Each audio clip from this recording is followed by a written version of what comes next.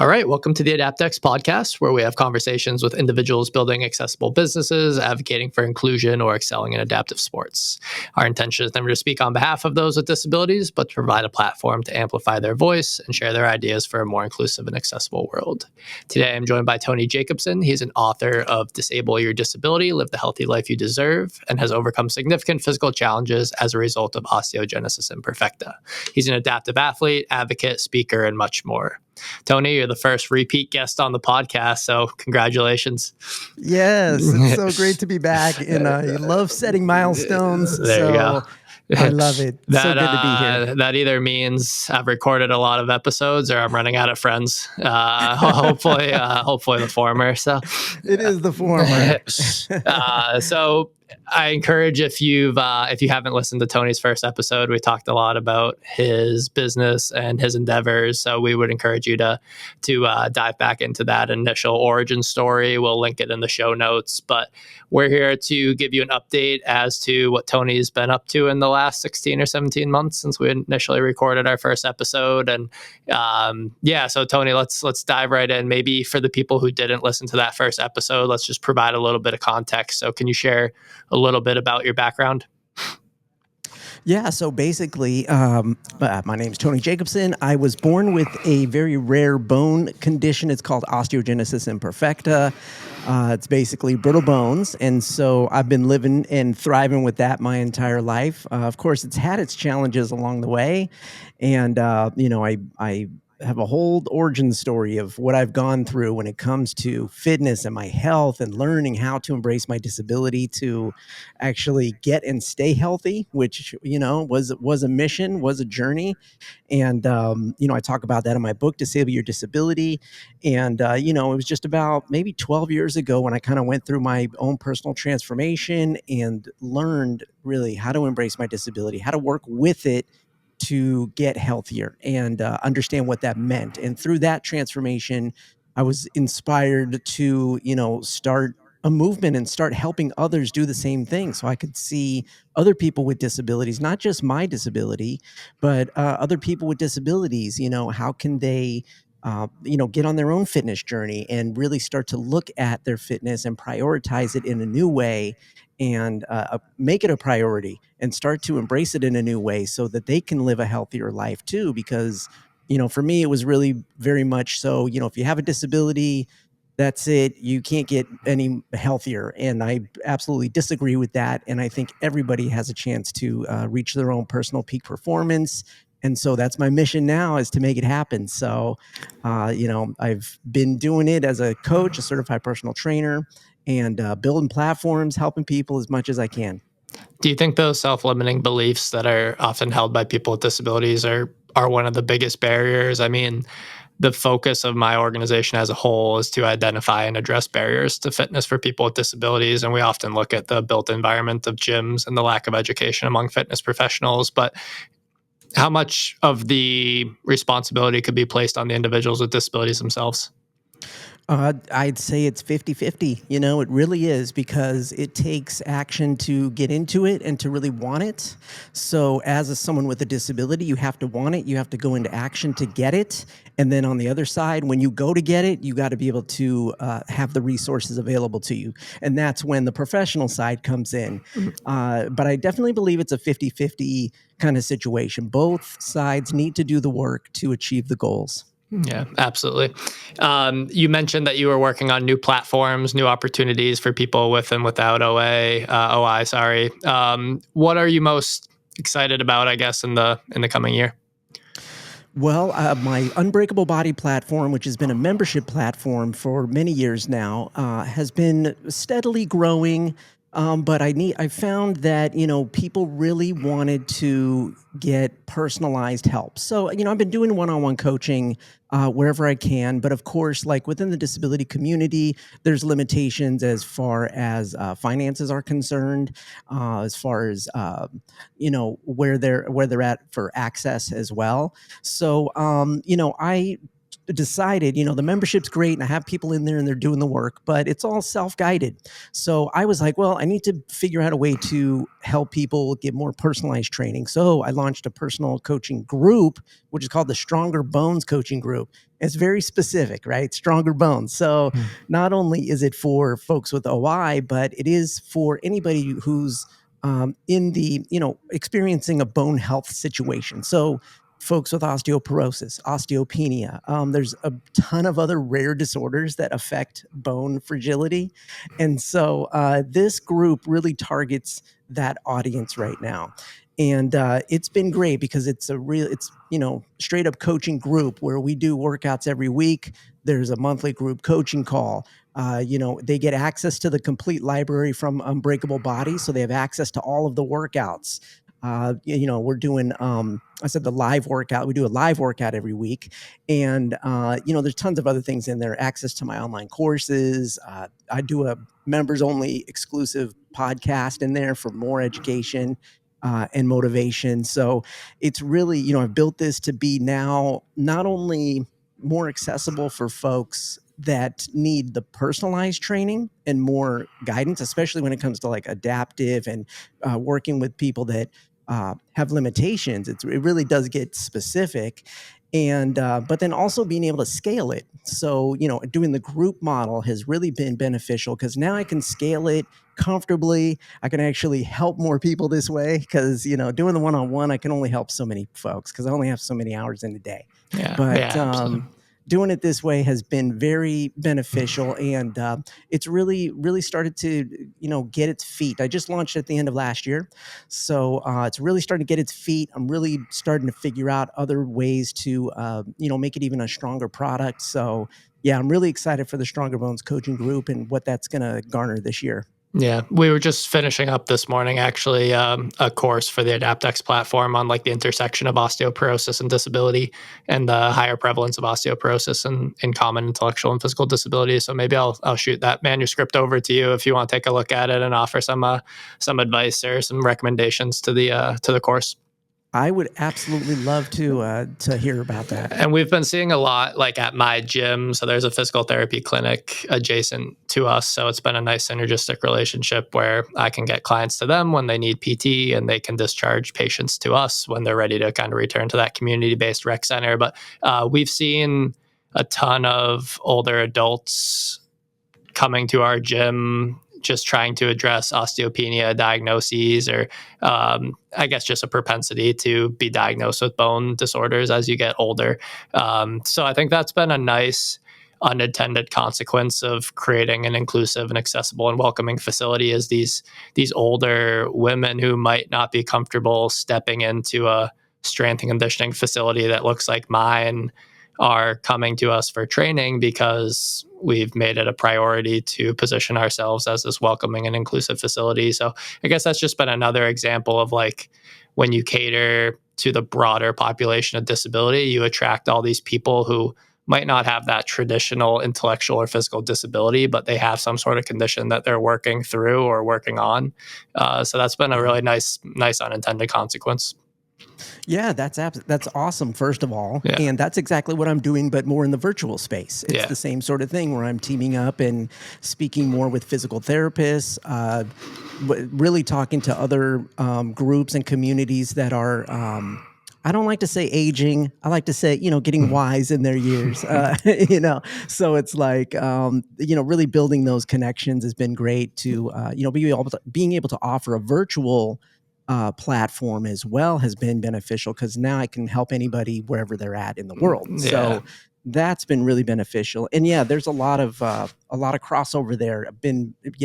A lot of people have been hitting me up who don't necessarily have a specific disability, but with those diagnoses of osteoporosis, osteopenia, of course, as well.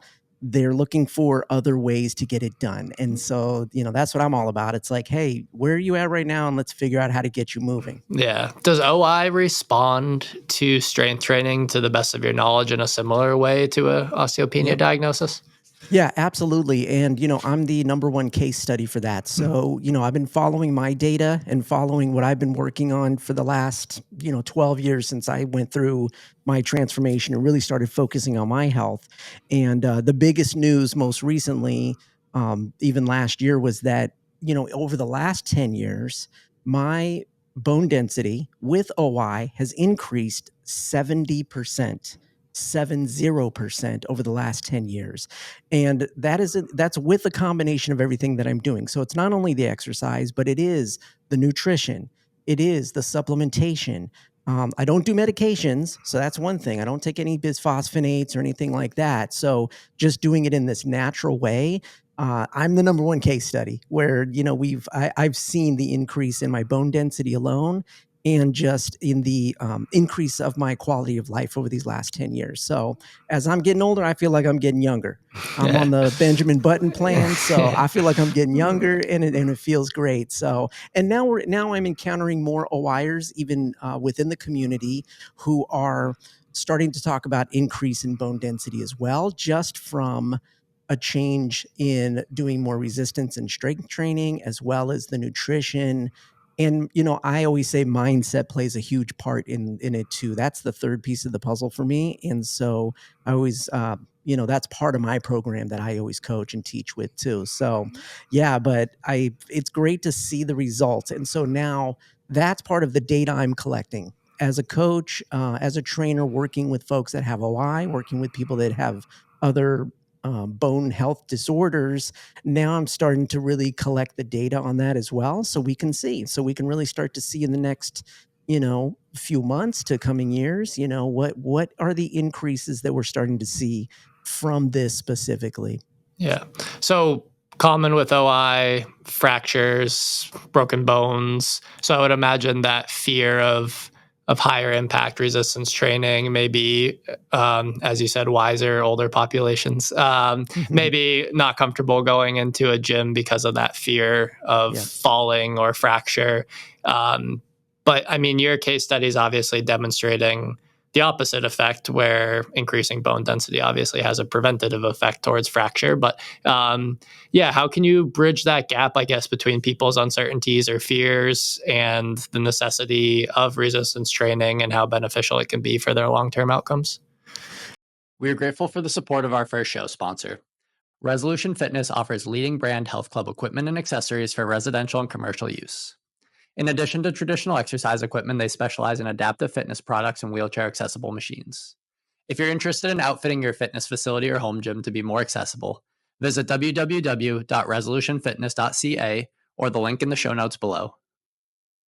I think for me, and I'm sure you experience this too, is starting people off it's a progression, and kind of explaining that to them and letting them understand that it is a progression, because a lot of people do feel like they need to jump in and just start lifting weights, and it's like, well, that's not where we start. We start with, first of all, just getting over any initial fears about being in a gym, or just exercising, just moving. A lot of people just have that apprehension of like, I don't know if I can do this, so I'm always, starting with the body weight. Hey, look, I like to say your arms weigh something. So just move your arms, right? We're just going to do these moves with just your arms. We're not going to hold anything yet. And then, we progress. We get into resistance bands, right? We start with light resistance bands and we move up in that, and then move to some weight. It's always a progression. And I think what I'm seeing the most success with is helping people to set short-term goals for themselves and achieve those goals even in the small increments. So what that does is it actually proves to them that they can do it, because a lot of people just don't understand it. And that's what happened with me. I went into the gym and I didn't think I could do some of the stuff that was possible, but what happened was I set short-term goals. My trainer helped me to achieve these shorter goals, smaller goals, and once I proved to myself, once I rewired my brain, because the brain's part of it, once I rewired it to understand that I could actually achieve it and I could lift a weight more than I thought I could, then my body starts to understand that and starts to appreciate it right? And then starts to move forward and says, okay, well, what else can I achieve now when it comes to this weight? So, and then naturally through that process, the muscles are getting stronger. So the weight will naturally, you start to lift a little bit more or grab a heavier resistance band. And so, it all kind of plays together. And that's what I've seen most success with my clients, is really driving that home. Like, look, you just have to start. That's the main thing. We just got to get moving so that you can prove to yourself that you can. Yeah, I like the more broad approach to stronger bones. Obviously there's a ton of people with OI that would benefit from it, but I like not necessarily pigeonholing yourself with one specific diagnosis, right? Because you can support so many more people. And I'm sure people with OI really like to hear your story. So there's definitely that component of kind of the support group and that lived experience that you bring. But there's so many people, OI is not a particularly common diagnosis, and a lot of those people might not be actively seeking out fitness because, like you said, they don't think that it's for them or that it's a space that they belong in. So love to see the more broad application of your services, and maybe that's a good segue into a relationship with Planet Fitness that you had mentioned to me. So what does that look like? Yeah, so I'm so excited because, at the middle of last year, coming into the last quarter of the year, I had the opportunity to be a trainer on the Planet Fitness app and actually record some adaptive workouts for them. And come to find out, I'm the first adaptive coach, quote unquote, adaptive coach on the platform. And so that was very exciting to, kind of spearhead this on such a big platform. So I recorded five workouts. I think 5 workouts, seated, doing different work. Some just cardio. We're doing some resistance band. We're doing some dumbbells. I do a couple versions that are standing and seated, so people can see different modifications and how to work it. And just to have the opportunity to, lead people on such a big platform and kind of open that door for them, because like we talk about, people with a disability, with a limitation, they may feel like they just can't do it. But if they can see somebody doing it and literally talk about it, because I'm on there, I'm talking about my disability, I'm talking about what adaptive fitness means to me, I'm hyping people up, I'm getting them encouraged to just get moving. So like that component, being able to encourage people to do it, is just so exciting, and it opens it up to so many people. And Planet Fitness is worldwide, so it's great to have some space on there finally, where we can have this conversation. And I mean, look, it's just the start of the conversation. So, but at least we cracked the door open and I'm in there and we're making it happen. So it's a really exciting opportunity to be on there. As of right now, there's no plans to do more. Not on the schedule yet. I'm going to say yet. But, I'm hoping that I'll be able to get back in there and do some more. And in addition to that, it was great because I was able to come on board at the end of last year and do a talk for all of their trainers. So I did a virtual talk and presentation for their trainers around the world. And, it was about inclusive, accessible fitness, what that means, how to go about it as not only a trainer, but there were also their gym owners that were there and being part of the call. So again, it was just really awesome to have that space to have the conversation. Because as it's like we're just having it. We're having the conversation here and here and here. And the more we can have it on the bigger platforms, the better. Yeah, absolutely. And I think like when we look at inclusion and accessibility of fitness, there's different aspects of it, right? So Planet Fitness probably offers a great avenue to addressing socioeconomic barriers because they have a lower price point. Remote fitness maybe addresses transportation barriers. If someone can't get to a gym, they can do it from home. Mm-hmm. But I often see commercial gyms too, like a Planet Fitness, obviously, as part of their model, they need to pack as much equipment into that facility as possible. And maybe it makes it hard for someone in a wheelchair to navigate. And I've often thought I have my model at my gym, a lot of open floor space, a lot of free weights, heavy on the coaching support, etc. And I know I have friends that use wheelchairs who go to Planet Fitness because they're very proficient with their own workout routine, and they like the ease of accessing a Planet Fitness and all the different equipment options. So I think that there's like so many different models, but I often wonder how inclusive fitness can be more readily adopted by these bigger chain gyms like Planet Fitnesses or Anytime Fitnesses. And It's so true. yeah, I don't know what the path is to making that happen, but it's great to hear that someone at least is breaking into it a little bit. Yeah, and I had that conversation with them when I was doing my presentation because there were questions that came through, and some of the gym owners asked those questions. They're like, how do we make it more inclusive? Like that's a basic question they had. Number one, I was happy that they were asking. Number two, I told them, I said, we got to make space. You got to really think about that.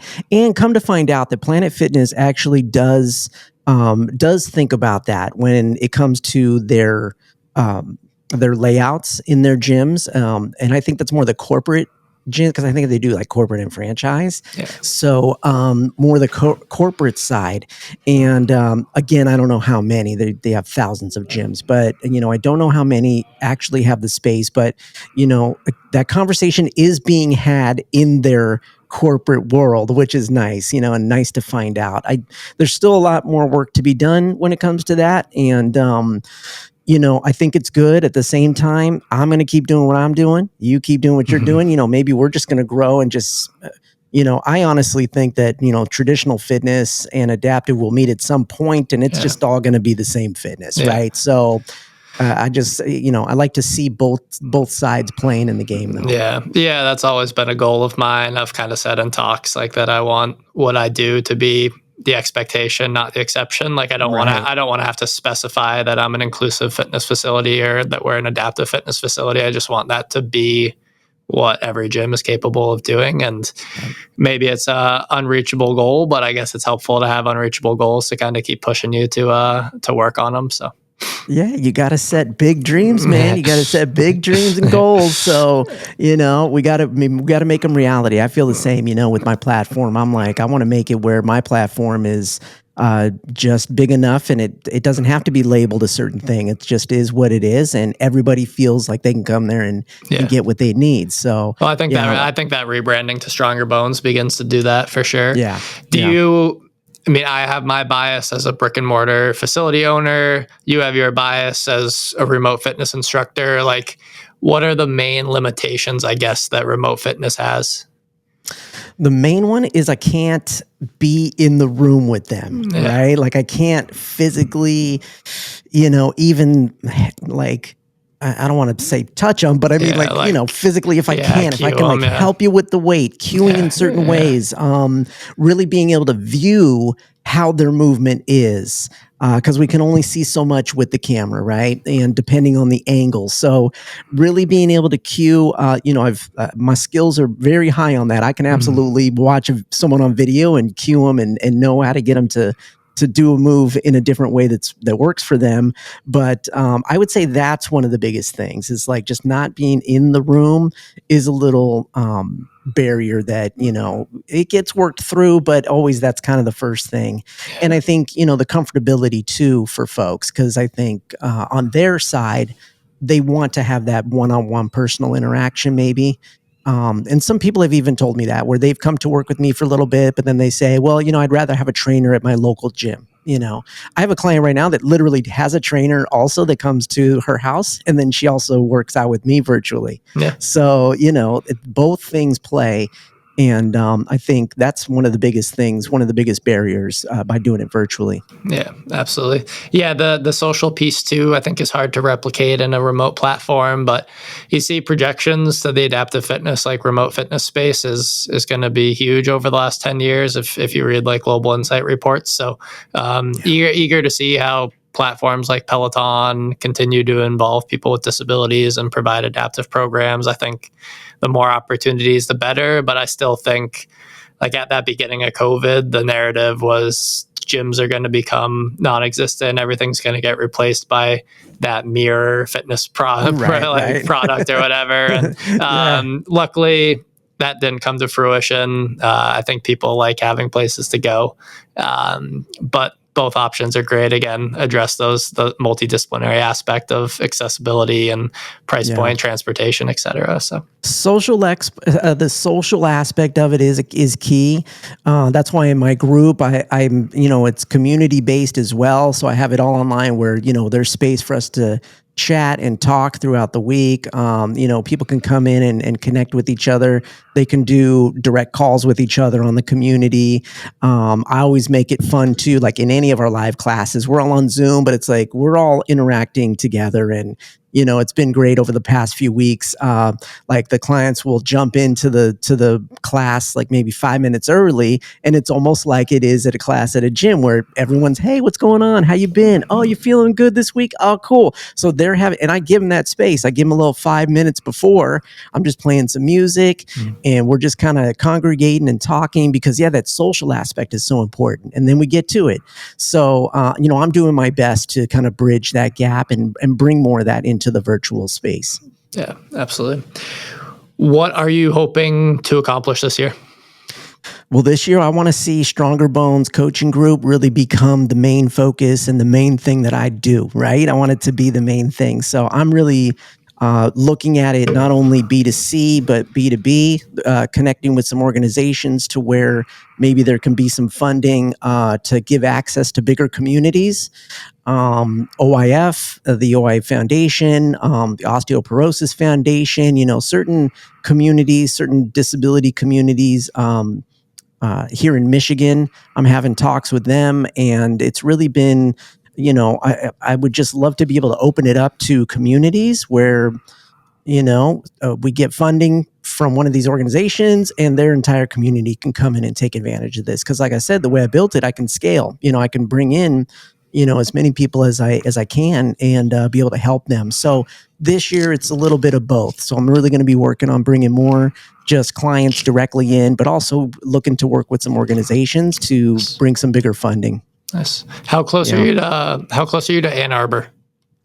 I'm about an hour away, so I'm just outside of Detroit. Yeah. Okay, I'm going to be in Ann Arbor in August. Let's go, man. We're meeting up. There we go. Yeah, we're hosting a road race in Dexter, Michigan, an inclusive road race and adaptive sports expo. So that's so cool. Yeah, so I'll definitely be letting you know ahead of time. So that's going to be. Let me know. I'd love to be a part, and like wherever I can come help out and be a part of that. Let me know. I'll bring you out to maybe warm up the runners and do a little workout before the race or something. Let's go. Let's go. You got the energy that would be good for that. You can DJ the event and you can warm up the runners. Let's do it.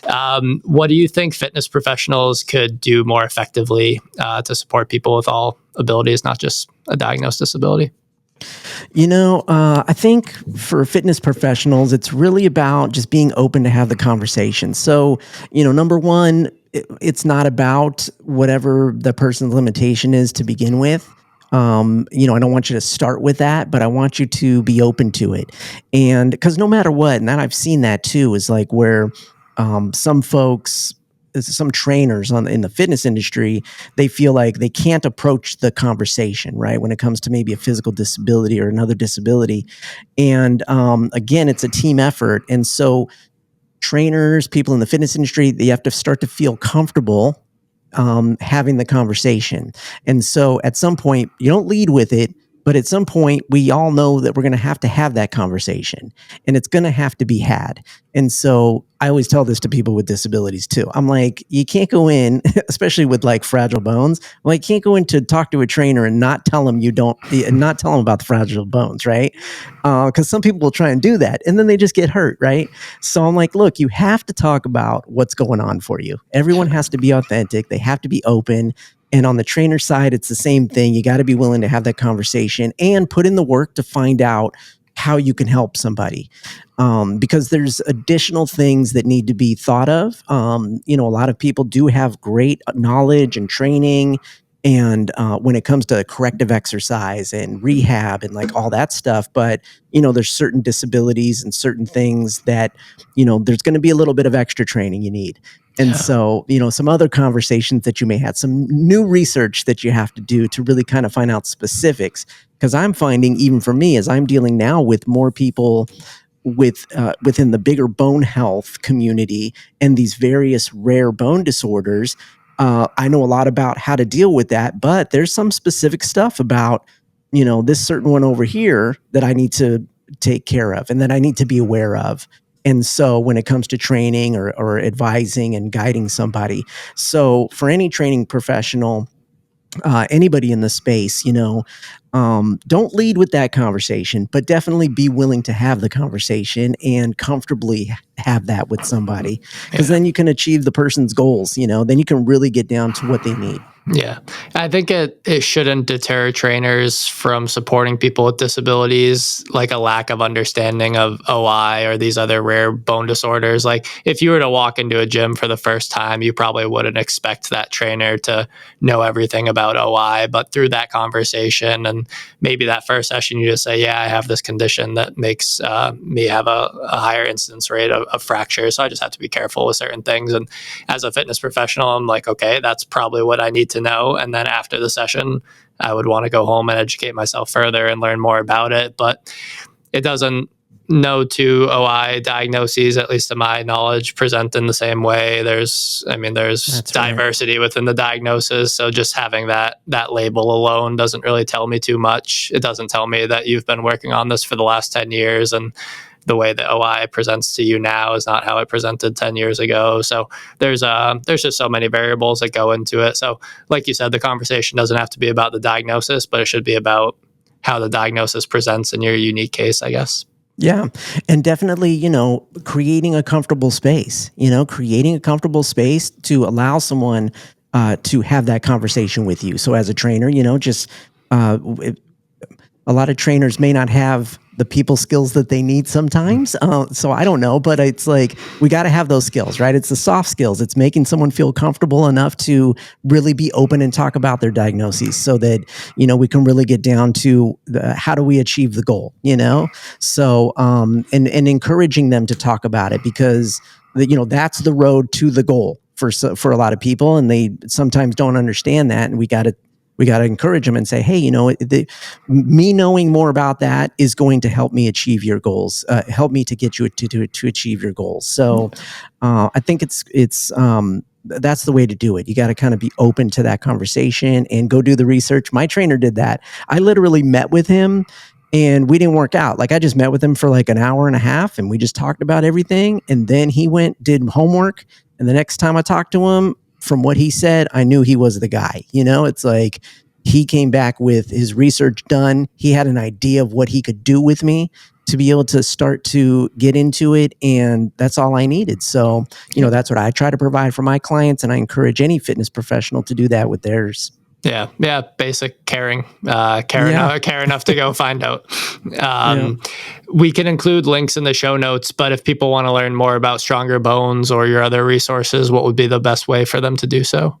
Best place is my website, and it's just my name, TonyJacobsen.com. TonyJacobsen.com. That's the place. You'll find everything there as far as my resources, my books, my coaching programs, and even a little bit of my music world, my music life. You'll find the Unbreakable Radio station there. So yeah, come and check me out. All right, we'll put it in the show notes so people can easily find it. But Tony, thanks again for joining me. Yeah, thank you so much. It's been great to be here, and I appreciate you and everything you're working on. Thanks, man. Thank you for listening to the AdaptX podcast. Our effort to amplify the ideas of our guests and create more inclusive and accessible industries is futile unless these episodes reach a larger audience.